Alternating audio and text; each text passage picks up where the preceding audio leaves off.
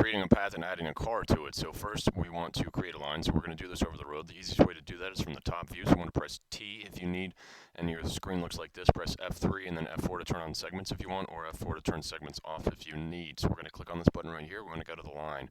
We're going to click, and we're going to keep the line on the right side of the road. If it doesn't go on the right side of the road, that's okay. We can adjust it later. So I'm going to click here to start the line, and then I'm going to click and drag a little bit. I want to keep these points as equal distance from one another as I can, to maintain that same distance as best I can between the points.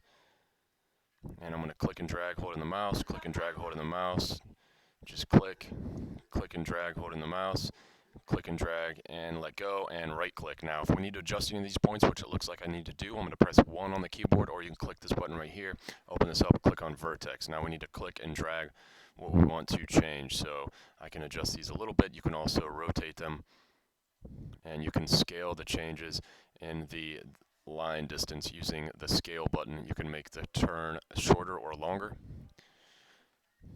You want to try to keep the path as equal as possible.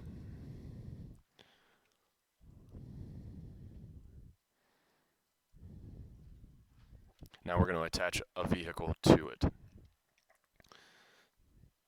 So I'm going to create a box that's going to represent a vehicle for this example.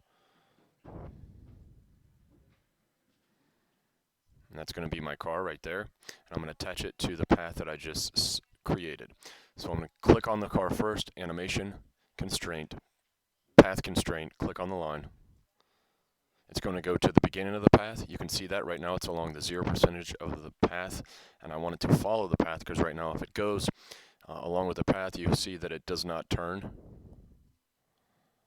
We want it to follow, and then make sure you rotate it in the correct direction. In this case, my car is going this way, and now you want to attach a camera, so I'm going to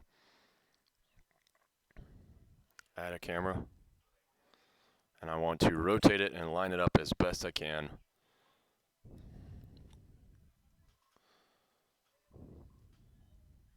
Try to get it right behind the car, and you can adjust it by pressing C, going into the camera view, and rotating your view as best you can. Also, with the camera selected, you can go to the Modify tab and adjust the camera lens so you can zoom out or zoom in need be, and then you can press play to see how well you, first you need to attach the camera to the car, so that'll be constraint, link constraint, not path constraint, and you click on the car and then you press play.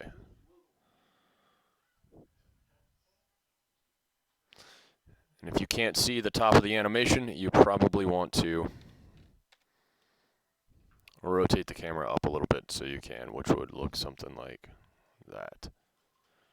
Alright, now going the opposite way, you want to do the same thing on this side of the car, side of the road, to attach cars to, and that'll be in the next video.